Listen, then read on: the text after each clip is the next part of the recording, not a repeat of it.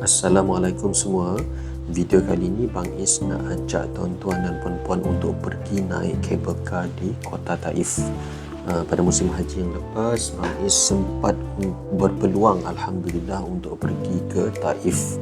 Perjalanan berjarak 100 km dalam 2 jam menaiki bas. Okay, Kota Taif ni cantik, dia hijau, dia tak macam Kota Mekah lah, dia subur. Okay, untuk pergi ke sini kita akan sampai ke kawasan ni di mana kita akan ambil kabel car untuk turun ke bawah untuk menaiki kabel car untuk turun ke bawah lah. Okay. So sedikit mengenai kisah Nabi berdakwah di Taif. Bila kita tengok Taif ni kita rasa pilu tau, sebab tengok perjalanan ke sini benar 100 km. Bayangkan Nabi berjalan kaki untuk sampai ke sini 100 km, naik bas 2 jam. Kalau jalan kaki tak tahu berapa hari lah. So peristiwa dakwah di Taif terjadi setelah kematian Abu Talib dan Khadijah, kerana tiada siapa lagi yang mampu mempertahankan Rasulullah SAW daripada gangguan musyrikin Mekah. Umat Islam pula semakin teruk ditindas. Ni tengah beratur untuk masuk kabel car lah. Ini menyebabkan Rasulullah mengambil inisiatif untuk berdakwah di kawasan Dua Mekah untuk mendapatkan bantuan dan perlindungan. Tempat yang dipilih ialah Taif. Jaraknya lebih kurang 100 km dari Mekah. Baginda berharap para pembesar daripada Bani Thaqif akan menerima baginda dengan baik. Bani Thaqif ni mempunyai hubungan yang baik dengan berhubungan dengan Bani Hashim, iaitu keturunan baginda. Pada bulan Syawal tahun ke-10 kerasulan, bermula perjalanan Nabi ke Taif bersama pembantunya Zaid bin Harithah.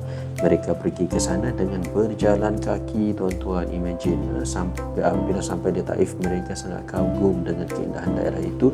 Tanaman hidup subur dan binatang ternakan sangat luas. Rasulullah dan Zaid pergi menemui para pembesar daerah itu. Rasulullah menyeru mereka kepada Islam dan menyampaikan hasrat ingin dakwah di Taif. Okay, sekarang kita akan turun ke bawah.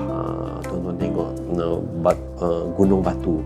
Imagine Nabi daripada Mekah naik perjalanan ni naik bukit tau, naik sebab Taif ni kawasan tinggi. Malangnya pembesar itu menghina dan menghalau Rasulullah SAW.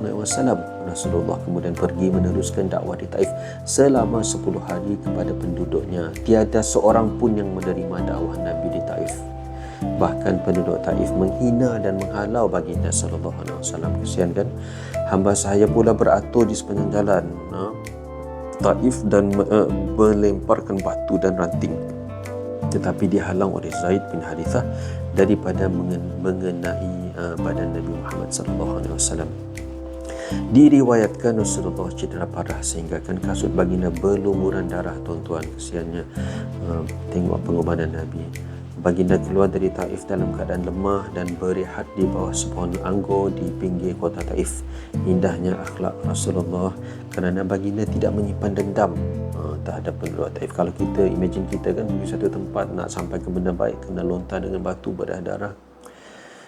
Tengoklah tingkat kesabaran Nabi berbanding dengan kita lah.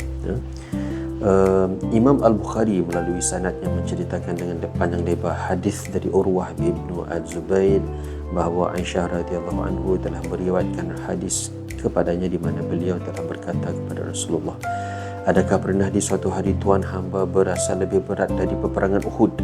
Jawab Rasulullah, "Daku telah menerima pelbagai penyiasaan dari kaumku." Okey, cuba tengok ni. Kita tadi dah sampai kat bawah dan ni taman tema dia lah. Taman ada banyak taman air, swimming pool. Time ni time weekdays, tak ada orang pun kat sini tapi dia buka. Okey.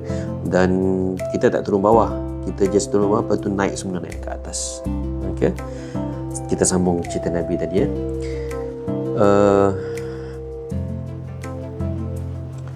Daku telah menerima pelbagai penyiasaan dari kaumku. Yang terlebih berat ku tanggungnya ialah peristiwa hari Aqabah. Di hari itu aku telah memperkenalkan diriku kepada anak Abdul Yali bin Abdul Qalal, pembesar Taif, namun mereka tetap tidak menyahut seruanku itu.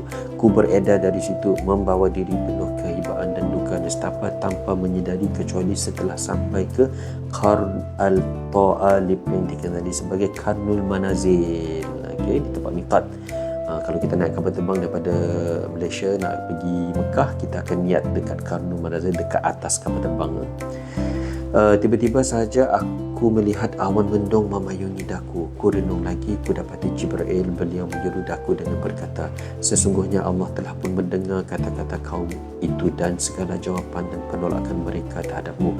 Justru itu maka Allah telah mengutus malaikat penguasa gunung-gunung untuk kau perintahkannya untuk bertindak terhadap kaum kau itu. Malaikat penguasa gunung-gunung tadi memanggil baginda serta memberi salam padaku dan berkata, wahai Muhammad, itu dia bukit-bukit. Apa yang kau mahu? Sekiranya kau mahu aku tangkupkan mereka dengan bukit Al-Akshaiban itu, niscaya aku lakukan. Jawab Rasulullah, tapi apa yang kuharapkan ialah agar Allah mengeluarkan zuriat dari keturunan mereka itu benih-benih yang akan menyembah Allah yang Esa tanpa bersekutukan sesuatu apapun. Di dalam jawapan baginda kepada Jibril dan malaikat berkenaan memperlihatkan kepribadian Rasulullah yang luar biasa dan memperlihatkan kemuliaan akhlak Rasulullah yang tidak dapat diduga keagungannya. Episod dakwah Rasulullah ini menjadi salah satu peristiwa terpenting dalam sejarah Taif. Semoga kita semua dapat mengambil pengajaran dari sirah Taif. Wallahu a'lam.